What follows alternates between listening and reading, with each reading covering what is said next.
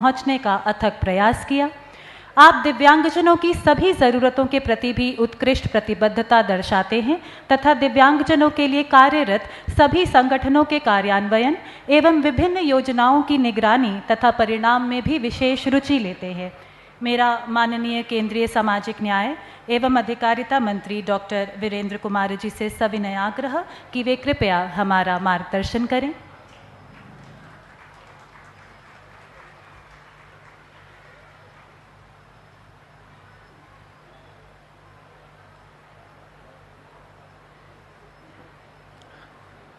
नमस्कार।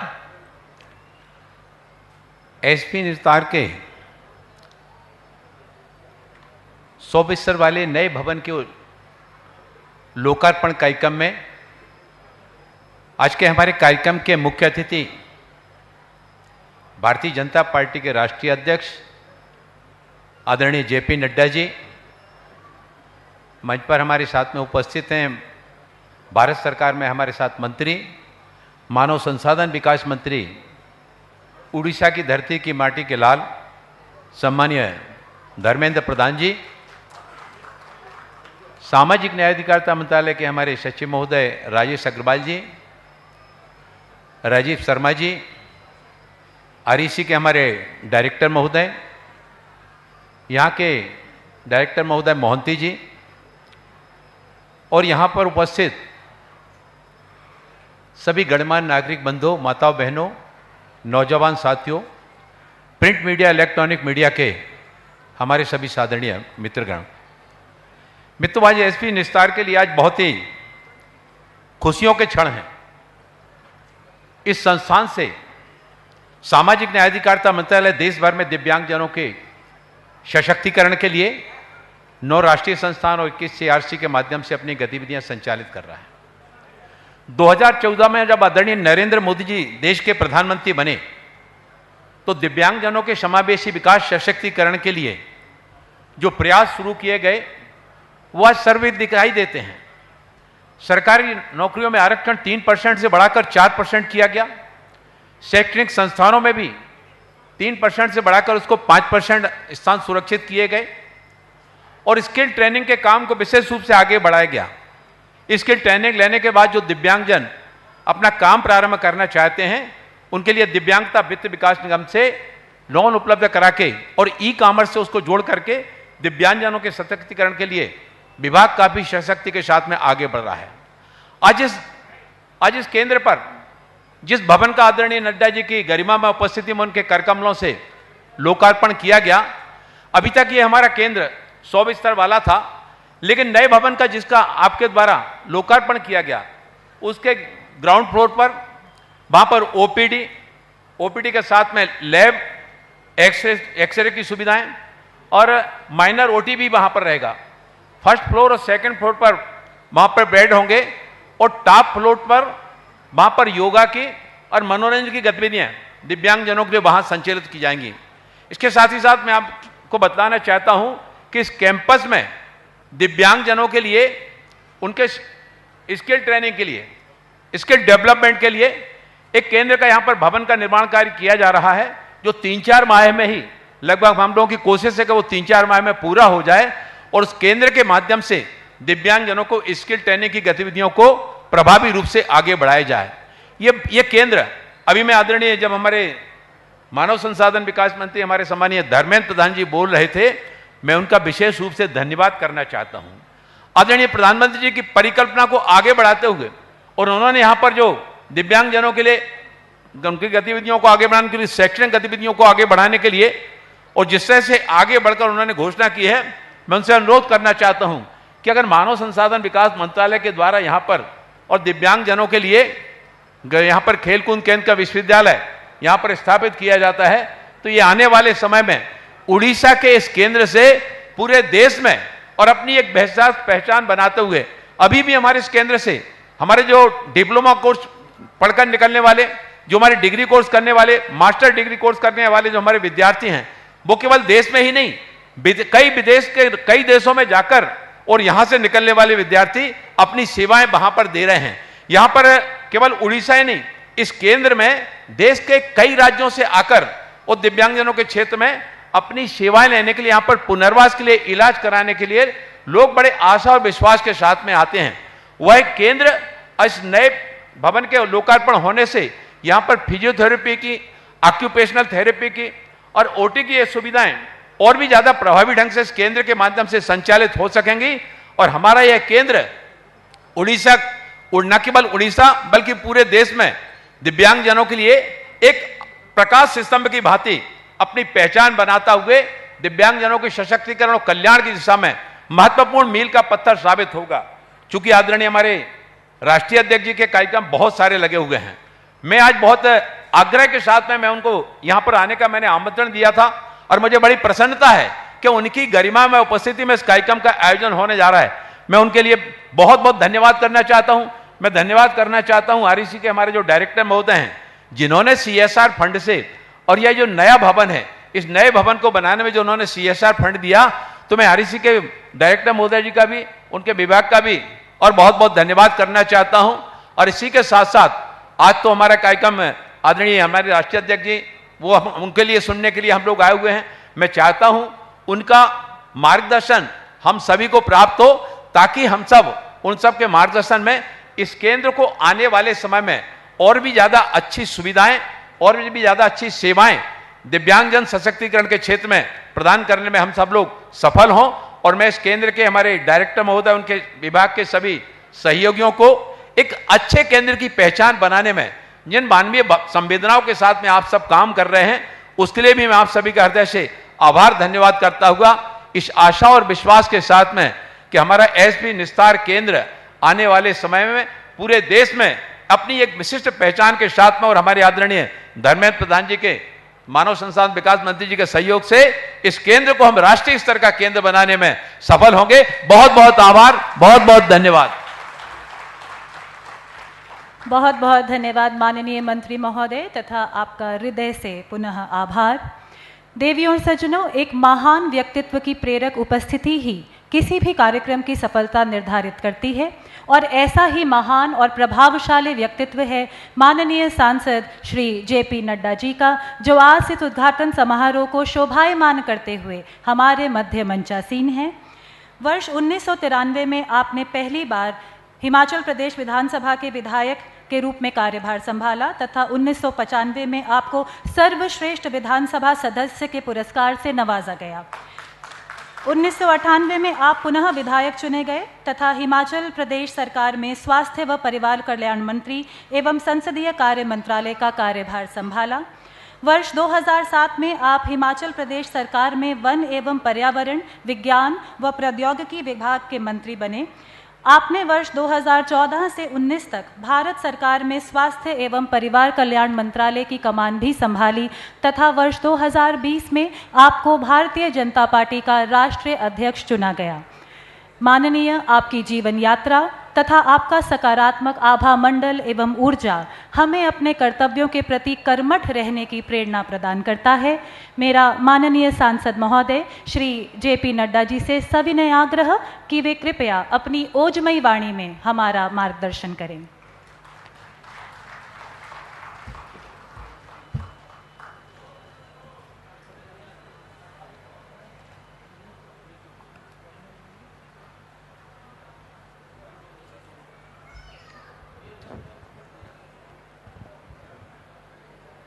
आज के इस कार्यक्रम में, उद्घाटन कार्यक्रम में उपस्थित मंच पर मेरे वरिष्ठ सहयोगी और भारत सरकार में शिक्षा मंत्री सम्माननीय धर्मेंद्र प्रधान जी, हमारे भारत सरकार में सामाजिक कल्याण और एम्पावरमेंट मिनिस्टर सम्माननीय वीरेंद्र कुमार जी, हमारे सभी वरिष्ठ पदाधिकारीगण, Rajesh Agrawal ji, department of empowerment of people with disability, हमारे TSC बोस जी जो एग्जीक्यूटिव डायरेक्टर हैं, हमारे PP Mohanty ji director, Rajiv Sharma ji joint secretary, सम्मानित मंच और यहाँ इतनी बड़ी संख्या में उपस्थित Swami Vivekananda national institute of rehabilitation training and research centre के सभी हमारे टीचिंग के स्टाफ, नॉन टीचिंग स्टाफ, हमारे सभी सदस्यगण और मेरे साथ आए भारतीय जनता पार्टी के राष्ट्रीय प्रदेश के उड़ीसा के अध्यक्ष श्री समीर महंती जी और मीडिया के मेरे साथी, प्रिंट मीडिया और इलेक्ट्रॉनिक मीडिया के मेरे साथी। मेरा ये सौभाग्य है कि मुझे आज स्वामी विवेकानंद के national institute of rehabilitation training research centre में आने का सौभाग्य प्राप्त हुआ और मुझे खुशी भी है और संतोष भी है कि 100 bedded annexe building rehabilitation centre का उसका श्री गणेश करने का भी मुझे मौका मिला और आप सब लोग इस कार्यक्रम में शामिल हुए, इसके लिए मैं आप सबको भी धन्यवाद देता हूं और ऐसे कार्यक्रम में शिरकत करने के मौका के लिए जो आपने मुझे ये आमंत्रित किया उसके लिए मैं आप सबका धन्यवाद, आयोजकों का विशेष करके धन्यवाद। यहाँ स्वामी विवेकानंद जी की मूर्ति के भी अनावरण करने का मुझे सौभाग्य मिला, उसके लिए भी मैं आयोजकों को बधाई देता हूँ। मुझे बताया गया है कि हमारे प्रोस्थेटिक्स और ऑर्थोटिक्स के डिपार्टमेंट की तरफ से विशेष करके एंडोस्केलेटन टेक्नोलॉजी के तहत, जो कि सामान्यतः आर्थिक दृष्टि से इकोनॉमिकल भी पड़ता है, उसको हम सब लोगों ने बढ़ाने का प्रयास किया है और रिहैबिलिटेशन सेंटर में इसका उपयोग हम सब लोग करने वाले हैं। इसके लिए मैं आप सबको विशेष करके बधाई देता हूँ। मैं बधाई देता हूँ आरईसी को भी और श्री बोस जी को, जिन्होंने आर्थिक रूप में इस 100 बेडेड हॉस्पिटल को साकार करने में अपना योगदान किया है और department of empowerment with people with disability, उनको एम्पावर करने के लिए, उनको ताकत देने के लिए आपने जो ये सामाजिक बीड़ा अपने कंधों पर उठाया, इसके लिए मैं आपको व्यक्तिगत रूप में और आरईसी को मैं इसके लिए बधाई भी देता हूं और धन्यवाद भी देता हूं। मित्रों, हम सब लोग एक बदलते परिवेश में भारत आत्मनिर्भर हो, आगे बढ़े, हर दृष्टि से आगे बढ़े, इंस्टीट्यूट्स आगे बढ़े, इस कार्य में लगे हैं। मुझे बताया गया है कि ये इंस्टीट्यूट नॉर्थ ईस्टर्न रीजन के लिए, ईस्टर्न रीजन के लिए और सदर्न रीजन के लिए बहुत बड़ी संख्या में लोग रिहैबिलिटेशन के लिए यहाँ आते हैं और कई बार लंबी वेटिंग लिस्ट भी देखनी पड़ती है। मुझे लगता है कि ये जो 100 बेडेड हॉस्पिटल का एडिशन हुआ है, यह इसमें कहीं न कहीं एक सुविधा प्रदान करेगा और लोगों की आशाएं और आकांक्षाओं तक इसको पूरा करने में अपना योगदान करेगा। अगर हम स्वास्थ्य के दृष्टि से बात करें तो आज मैं ये भी कह सकता हूं कि देश आत्मनिर्भरता की ओर बहुत तीव्र गति से आगे बढ़ रहा है और ये रिहैबिलिटेशन के बारे में तो राजेश जी ने बताया और हमारे वीरेंद्र कुमार जी मंत्री जी ने बताया कि किस तरीके से हम इसको आगे बढ़ाने का प्रयास कर रहे हैं।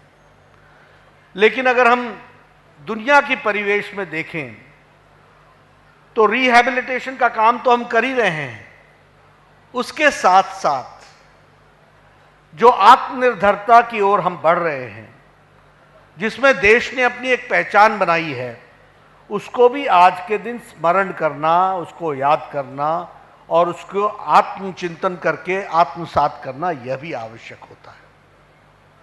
मैं यहाँ आज इस कार्यक्रम में आया हूं, पूर्व में स्वास्थ्य मंत्री रहा हूं। मुझे मालूम है कि ट्यूबरक्लोसिस की दवा इस देश में दवा के इजाद होने के 25 साल बाद आई थी।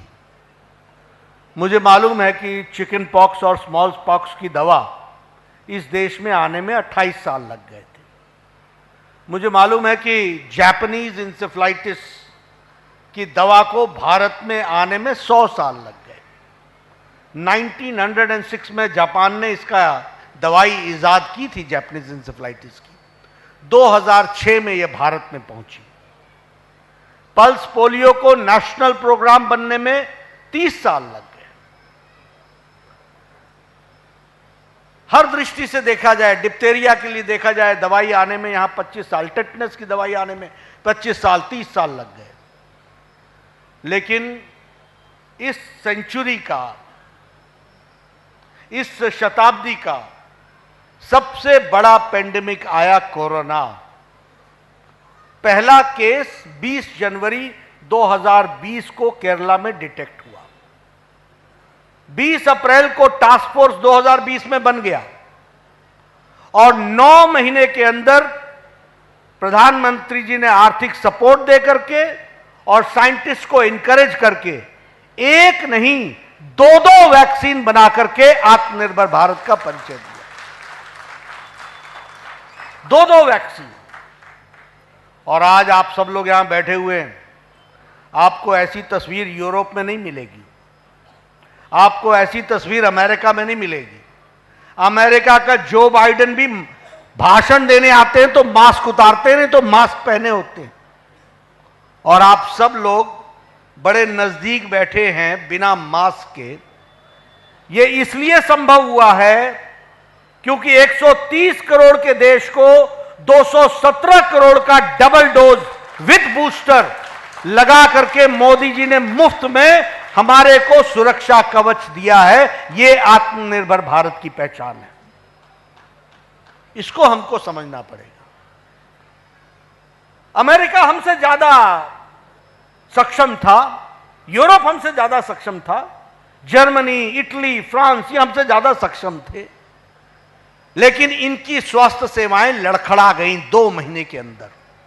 ये अपने आप को लाचार महसूस करने लगे, इसलिए क्योंकि नेतृत्व तो फैसला नहीं कर सका कि जान बचाएं या आर्थिक जगत बचाएं, लेकिन प्रधानमंत्री मोदी जी ने तय किया जान है तो जहान है, और पहले लॉकडाउन लगाया, देश को 2.5 महीने में तैयार किया। जब लॉकडाउन लगा था तो we did not have even 1 PPE kit, we did not have isolation centres, we did not have isolation beds, we did not have ICU beds, we did not have corona hospitals. 2.5 महीने के अंदर प्रधानमंत्री मोदी जी ने 2.5 महीने में भारत को PPE kit लेने वाला ही नहीं, PPE किट एक्सपोर्ट करने वाला देश बना दिया और आत्मनिर्भर बना दिया। और उसके साथ साथ आइसोलेशन बेड, ये जर्मन हैंगर की तरह हर जिले में बड़े बड़े डॉर्मेट्रीज बने, आइसोलेशन सेंटर्स बने। और तब कहा मोदी जी ने कि जान है तो जहान है। अब जान भी है और जहान भी है, दोनों को बचा करके चलेंगे। This is leadership which we have to understand. इसलिए कोरोना मैनेजमेंट ने अपने आप में भारत को आत्मनिर्भर बनाने में अपना योगदान किया है। एक बात और मैं आपसे कहना चाहूंगा, 2017 की जो नेशनल हेल्थ पॉलिसी है, उस नेशनल हेल्थ पॉलिसी ने एक मूलभूत परिवर्तन लाया है, जिसको आप लोगों को भी ध्यान में रखना चाहिए, और जिसके कारण आज हम कह सकते हैं कि हम स्वास्थ्य के दृष्टि से अस्वस्थ न होने दें, इसकी हम चिंता कर रहे हैं। पहले क्या था? ओनली क्यूरेटिव, पहले बीमार पड़ो बाद में तुम्हारा क्योर करेंगे। आज हम लोगों ने प्रिवेंशन, प्रिवेंटिव, और प्रिवेंटिव के साथ साथ प्रमोटिव, और प्रमोटिव के बाद क्यूरेटिव, और क्यूरेटिव के बाद पैलिएटिव, और पैलिएटिव के बाद रिहैबिलिटेटिव, और उसके बाद क्रॉस रेफरल्स रखने की कोशिश की है। यह नई शिक्षा नीति, नई स्वास्थ्य नीति का परिवर्तन है। 1,50,000 health centers is being converted into health and wellness centers. At the age of 30, everybody will have a blood checkup, blood pressure checkup, diabetes, hypertension, इसके साथ साथ हमारे mental health, physical health, dental health, ये सारी चीजों की चिंता की जाएगी ताकि हमको 30 साल की उम्र में पता चल जाए कि सामने वाला व्यक्ति इंक्लाइन टू हार्ट पेशेंट है, इंक्लाइन टू डायबिटीज है, इंक्लाइन टू हाइपरटेंशन है, इंक्लाइन टू मेंटल हेल्थ है, इसकी क्या क्या किस तरफ ये बढ़ रहा है, इसको जान करके उसका प्रिवेंशन किया जा सके। उसी तरीके से प्रमोटिव हेल्थ, अब हर एक वेलनेस सेंटर में हम योग को प्रमोट कर रहे हैं।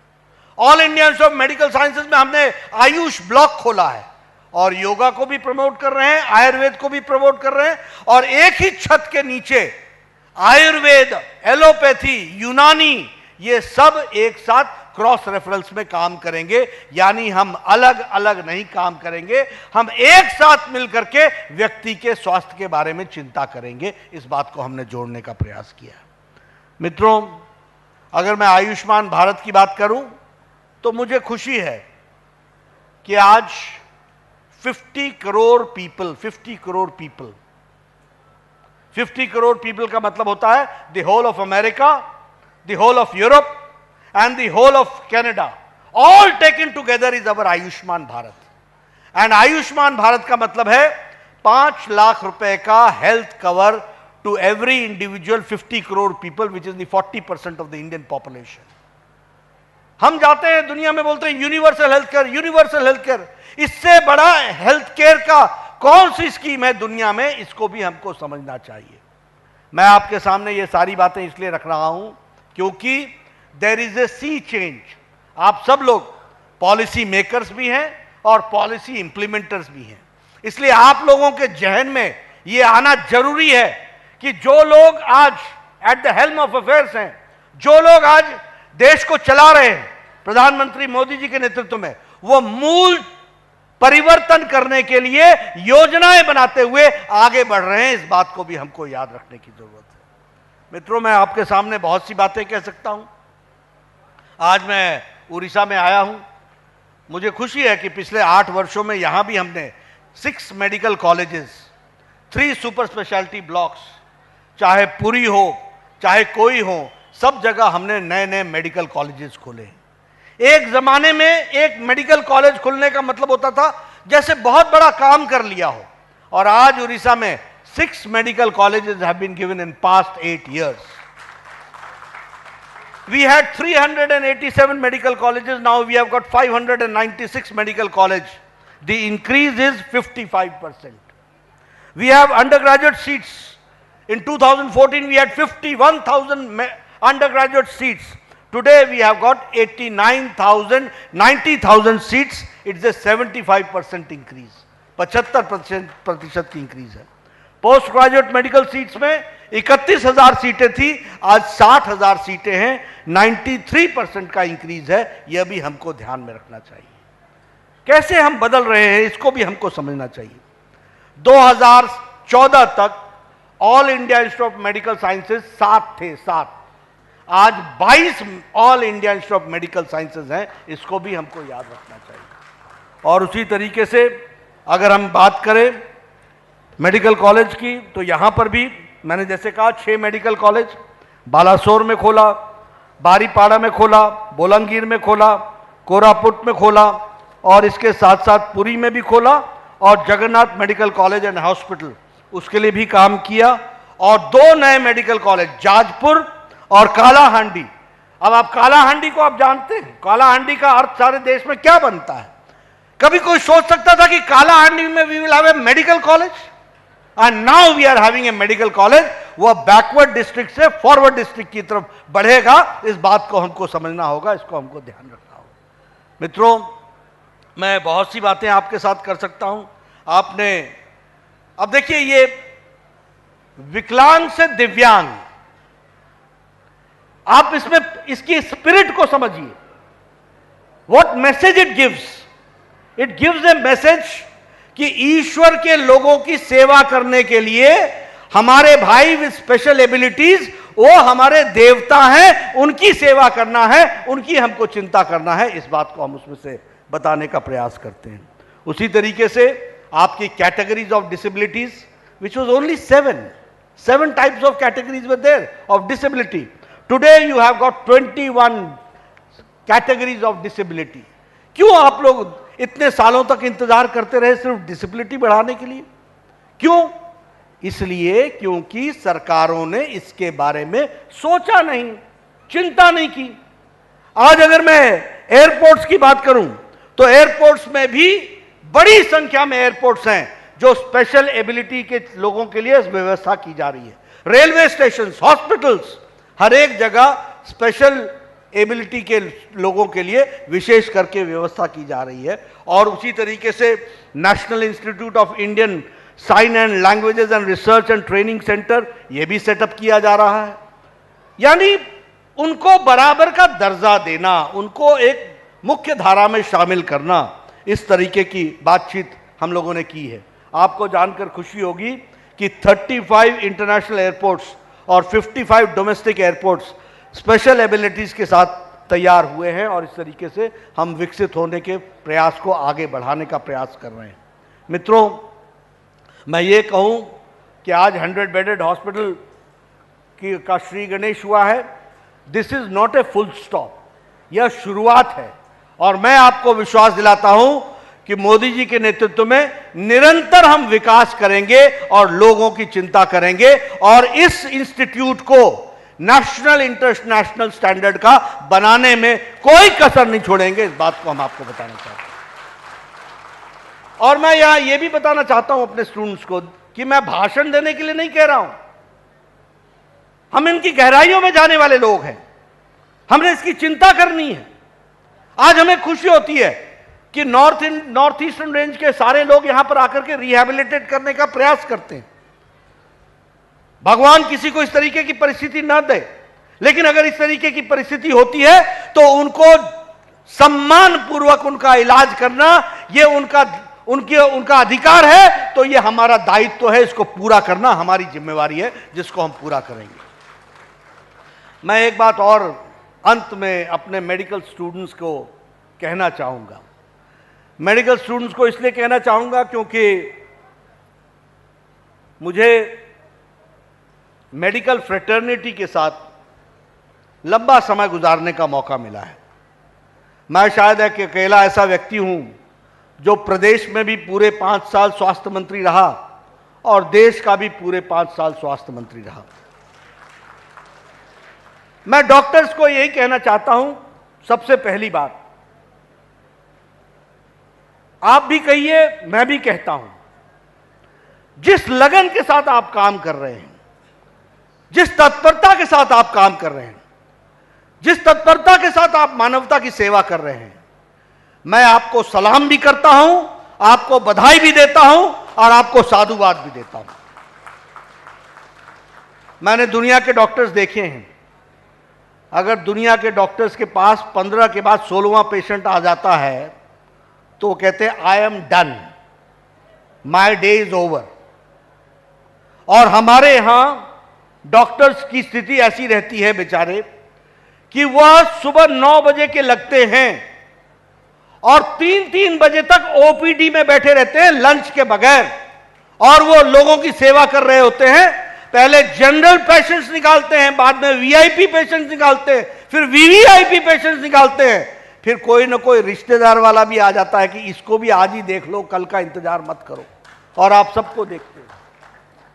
मैं जानता हूं धर्मेंद्र जी, शायद बहुत लोगों को मालूम नहीं होगा, लोग 12 घंटे की ड्यूटी देते हैं। आपने 24 घंटे की ड्यूटी सुनी होगी, लेकिन आपको यह मालूम नहीं होगा कि हमारे डॉक्टर्स 36 आवर्स की भी ड्यूटी देते हैं। यह अकल्पनीय है, लेकिन मैंने देखा है सीनियर डॉक्टर्स, सीनियर रेसिडेंट्स, वो आज आते हैं, परसों जाते हैं, और they are one of the best doctors. और मैं आपको फिर बताना चाहता हूं, कोरोना में दुनिया की सारी हेल्थ सर्विसेज ने एक तरीके से अपने आप को सरेंडर कर दिया। भारत की हेल्थ सर्विसेज फ्रंटलाइन वर्कर से लेकर के सारे लोग खड़े रहे, इसके लिए मैं आपको विशेष करके बधाई देता हूं। मैं जानता हूं बहुत लोग बोल देते हैं पल्स पोलियो को हम लोगों ने समाप्त कर दिया, इरेडिकेट कर दिया, और आज भी अगर कोई पल्स पोलियो का वायरस कहीं किसी सेप्टिक टैंक में मिल जाता है तो हम सारी की सारी दवाई की सारी उसकी बैच की चिंता करके उसको हम रेक्टिफाई करने की कोशिश करते हैं। लेकिन मैं भी जानना चाहता हूं और लोगों को भी मैं आपको बताना चाहिए, आप डॉक्टर से मेरी एक शिकायत रहती है कि आप काम बहुत करते हैं, बोलते नहीं हैं। कुछ लोगों को प्रचार करके बताया भी करो कि आप कितना काम करते हैं। हमने कह दिया हम पल्स पोलियो मुक्त हो गए, हम कह रहे हैं कि हम 2025 में ट्यूबरक्लोसिस मुक्त हो जाएंगे। ट्यूबरक्लोसिस की संख्या कितनी है? 15 लाख से ज्यादा, 15 लाख से ज्यादा हमारे पेशेंट हैं। और आप देखिए कहां लद्दाख, कहां द्रास, कहां कारगिल, कहां हमारे छत्तीसगढ़ का बस्तर, कहां कोंटा, कहां हमारे महाराष्ट्र के ट्राइबल एरिया और कहां हमारे रेगिस्तान के इलाके, वो हमारा जैसलमेर और सारा इलाका। उन दूर दराज इलाकों में भी अगर हमारे हेल्थ वर्कर पोलियो की 2 बूंद पिला करके आते हैं और भारत को पोलियो मुक्त रखते हैं तो बहुत बड़ा काम करते हैं, इंसानियत का काम करते हैं। इसलिए मैं आपको बधाई देना चाहता हूं। साथ ही एक निवेदन और करना चाहता हूं कि आप किसी से सर्टिफिकेट की आशा मत रखो, क्योंकि आप मानवता का काम कर रहे हैं। Self certificate is the best certificate. आपको खुद से सेटिस्फाई होना पड़ेगा, क्योंकि जो आप काम कर रहे हैं, मैंने स्वास्थ्य विभाग को बहुत नजदीक से देखा है, इसलिए मैं बोल रहा हूं। कोई अगर आप पीडब्ल्यूडी मिनिस्टर होते हैं या कोई मिनिस्टर होते हैं तो 2 मिनट में आपको सड़क बनती हुई दिख जाती है, लेकिन हेल्थ डिपार्टमेंट एक ऐसा डिपार्टमेंट है कि आज उसको आप पल्स पोलियो की गोली पहनाते हो तो 12 साल बाद पता चलता है कि यह पोलियो मुक्त है कि नहीं है, इसकी चिंता करनी पड़ती है। आज किसी को आप डिप्थेरिया की दवा देते हो तो आपको 10 साल बाद पता चलता है कि यह उससे मुक्त है। इसलिए हमको किसी से सर्टिफिकेट नहीं लेना है, हमको अपने मानवता का काम करना है। और best certificate is your personal certificate. इस बात को आपको जरूर मैं कहना चाहूंगा। और मैं हेल्थ डिपार्टमेंट के और हमारे अपने रिहैबिलिटेशन सेंटर के लोगों को, अब मैं रिहैबिलिटेशन सेंटर को भी बहुत नजदीक से जानता हूं। एक पेशेंट आता है, 3-3, 4-4 महीने आप उस पर काम करते हैं, वो डिसेबल होता है। किस तरीके से आप उसको एबल बनाते हैं, किस साइंटिफिक तरीके से आप उसको आगे बढ़ाते हैं, एक बहुत बड़ा मानवता का काम होता है। और मैं समझता हूं कोई आपको सर्टिफिकेट नहीं दे सकता। जिस दिन पेशेंट एबल होकर के बाहर जाता है, that is the best certificate which you can have. This I would like to say. इसलिए फ्रेंड्स, मैं आपके ज्यादा समय न लेता हुआ आपके प्रति एक साधुवाद का संदेश देता हुआ और साधुवाद देता हुआ आपसे मैं कहूंगा कि आप अपने काम में लगे रहिए। मोदी जी के नेतृत्व में हम आपकी चिंता करते हुए अच्छे से अच्छे सेंटर को विकसित करने में कोई कसर नहीं छोड़ेंगे, यही मैं कहना चाहता हूं। इन्हीं शब्दों के साथ बहुत बहुत धन्यवाद।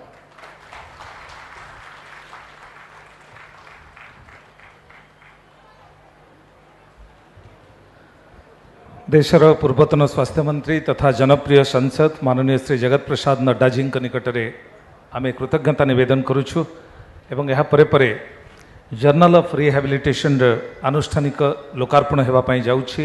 ये आम आपण सूचित करूँ 2015 मसीह प्रकाशित हुई आसूची। यही जर्नल ऑफ रिहैबिलिटेशन पुनर्वास संबंधित बहुविध आलेख्य एवं गवेषणालब्ध प्रबंध ए स्थानित होईछि। यूजीसी केयर जर्नल और EBSCO इंडेक्सिंग पई आवेदन होइथिबा एही जर्नल खूब शीघ्र स्वीकृति पाइबा पई जाउछि एवं तार चतुर्थ खंडर द्वितीय संस्करणर आनुष्ठानिक लोकार्पण करुछंती मंच मंडन करिथिबा वरेण्य अतिथिवृंद। आपण मानकर विपुल करताली ए मुहूर्त को अधिक स्मरणीय रखिबो।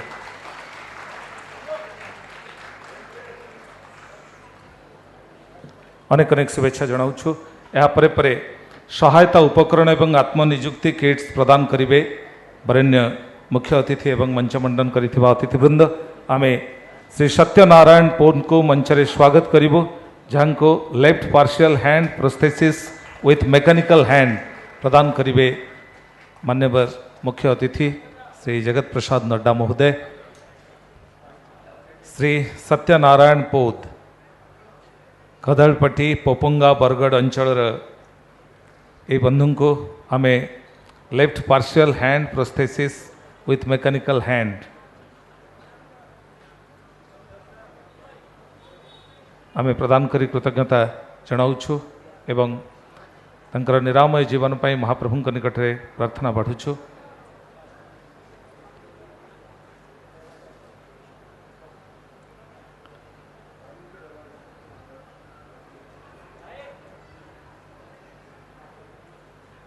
परे परे श्री जगमोहन होता बालेश्वर जिल्लार श्री जगमोहन होता लेफ्ट ट्रांसटिबियल प्रोस्थेसिस श्री जगमोहन होता को मंच रे स्वागत करिबो एवं परे परे आहुति रणा मिस आहुति रणा ओटीएम लेबर कॉलोनी कटक बासिंदा आहुति रणा जांको बायलैटरल हियरिंग एड प्रदान करिबे बरेण्य अतिथि।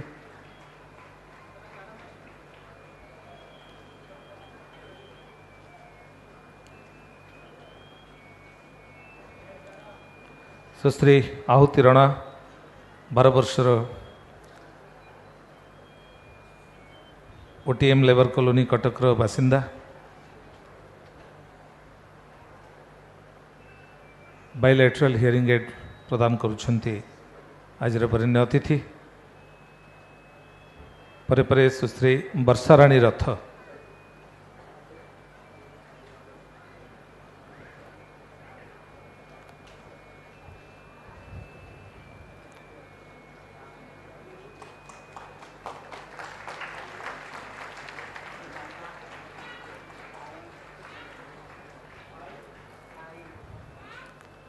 बायलैटरल हियरिंग एड माध्यम से श्रवण बाधित शिशु आहुति शुणापी सक्षम होती अभिनंदन जनाऊँ।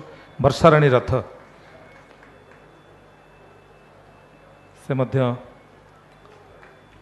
बायलैटरल हियरिंग एड ग्रहण करुछन्ति बरेण्य अतिथि ठारू।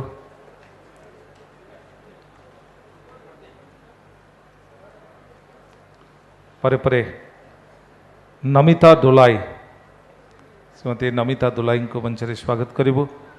मोटराइज्ड स्यूइंग मशीन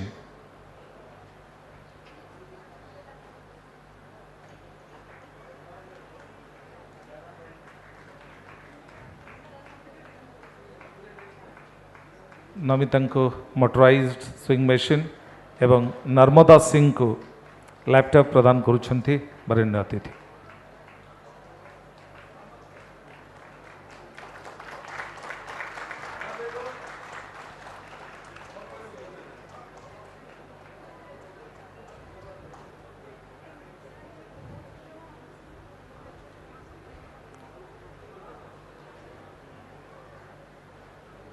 एठारे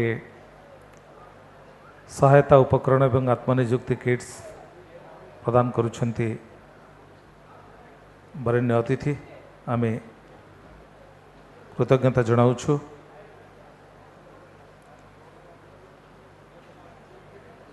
एवं जो बंधु माने आज एठारे सहायता उपकरण एवं आत्मनियुक्ति किट्स लाभ करिसेंति सेमानंक पई आपण माने प्रोत्साहन एक करताली प्रदान करेंगे। समस्त को अनेक अनेक अभिनंदन आम जनाऊँ। आपण मैंने देखिपुंट चलवाई से सक्षम होती यहाँ मुहर केवल नुहे आम समस्त मुहर ही हस फुटाऊँच अनेक अनेक बधाई जनाऊँ। यहाँ परे परे अनुरोध करूँ Shri TSC Bose executive director REC limited आनुष्ठानिक धन्यवाद अर्पण पाई।